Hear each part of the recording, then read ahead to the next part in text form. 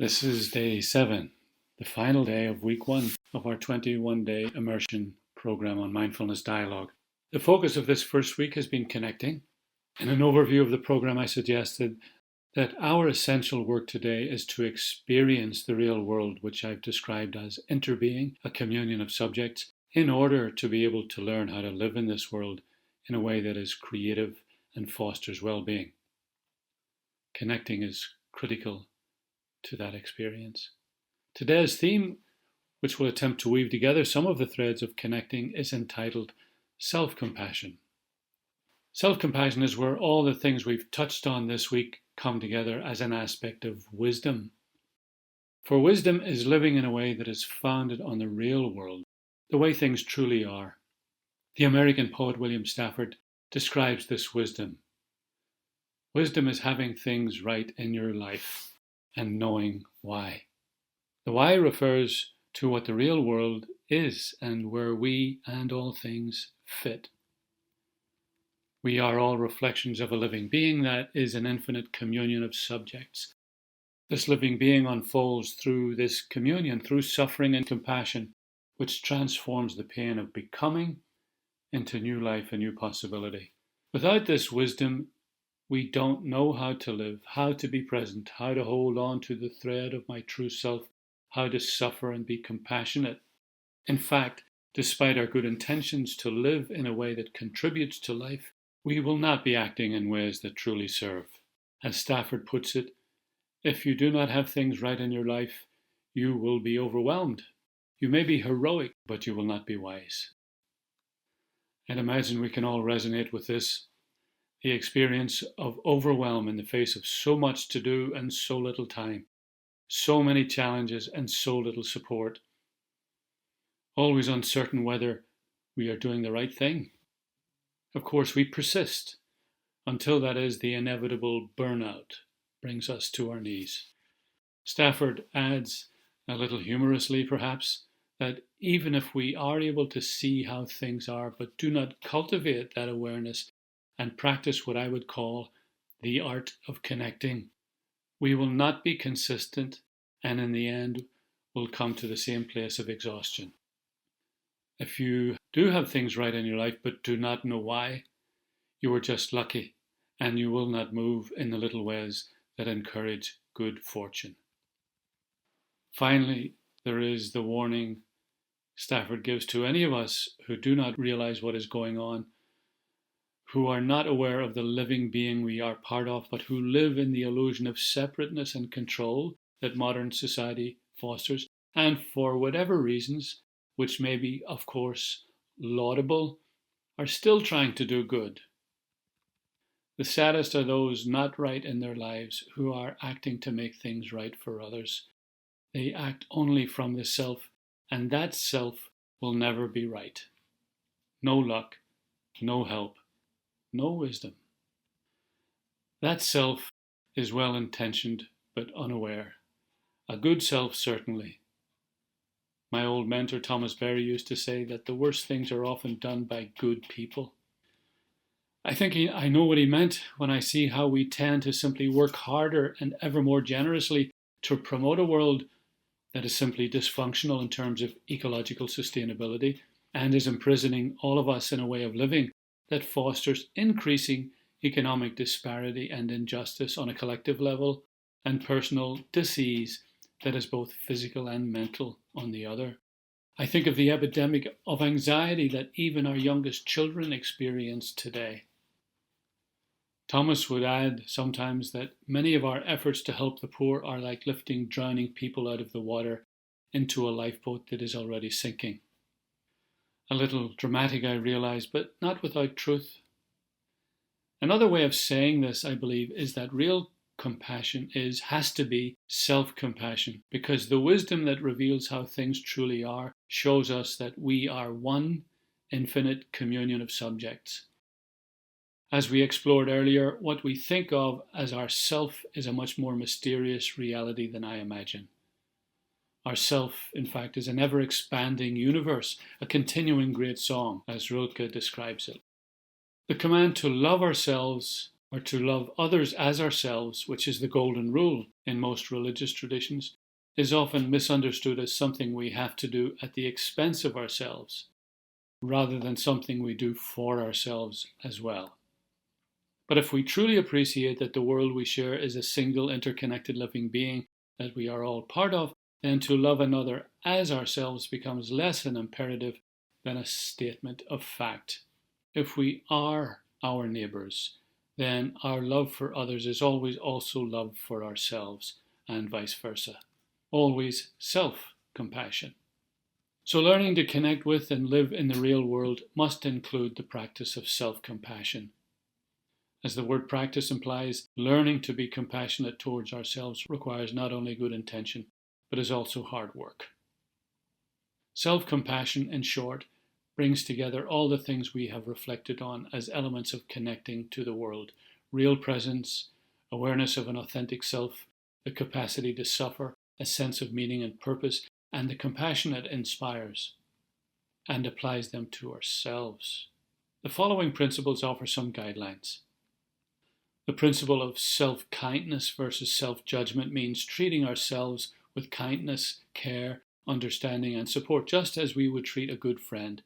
And since compassion includes the wish to alleviate or transform pain, there is an action component to self-compassion that involves actively comforting, protecting, and supporting ourselves when we're in pain, the way we experienced earlier.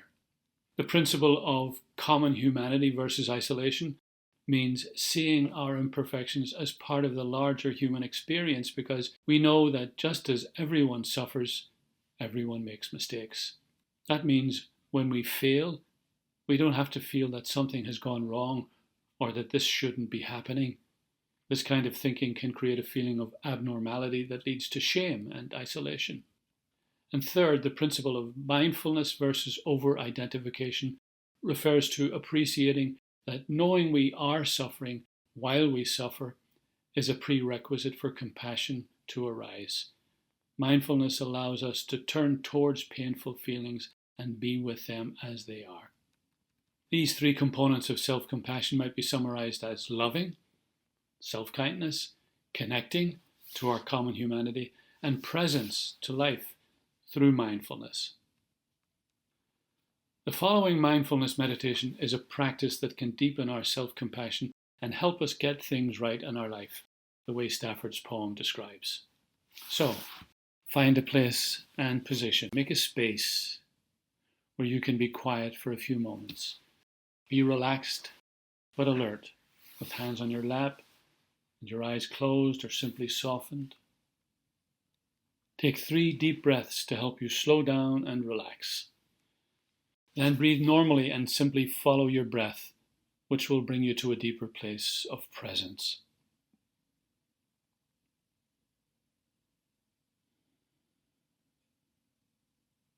In your mind, softly say the theme of today: self-compassion, like a mantra, as I suggested. Repeat it as 3 times. Now notice where you feel tension in your body and breathe into that place, releasing the tension as you breathe out. Stay with this process. Suffer in this way for a few moments. I will mind the time for you.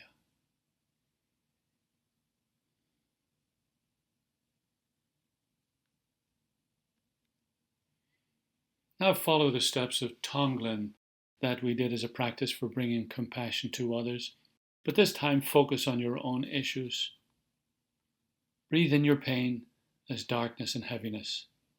Hold it for a moment, then breathe out brightness and light. And stay with this process for a few moments.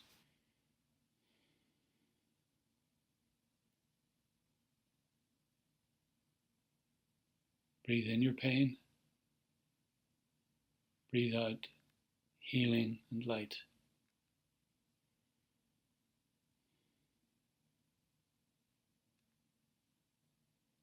Now for a few moments recall failures, mistakes you have made, but see them as part of all humanity and part of learning and growing, and simply let them go. Again, stay with this process for a few moments.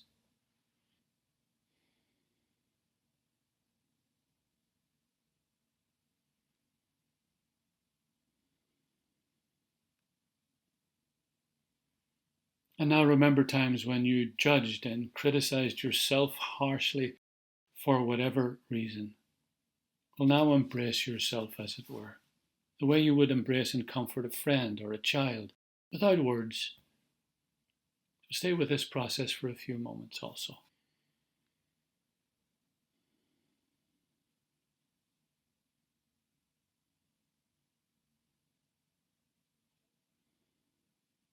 And finally, when you're ready, come back to where you are and gently open your eyes.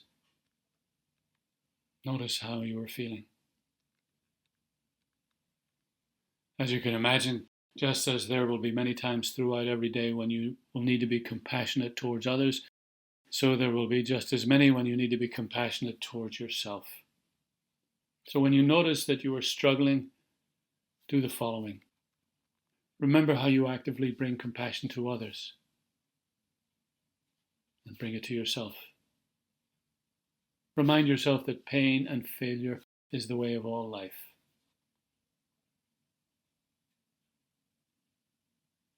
Bring Tonglen to yourself. Breathe in the pain and breathe out light and life. And encourage yourself the way you would encourage your friend to do some small thing as an act of comfort, like take a break, rest for a while, go home from work early, take a bath, go to bed with a good book, go out for a meal. And let me offer a final couple of comments as a way of closing this week. The Christian directive to be compassionate as your Heavenly Father is compassionate suggests, no matter your faith, tradition, or absence of one, that life unfolds through self-compassion that includes everything and everyone. Self-compassion is a critical aspect of a mindfulness dialogue way of living.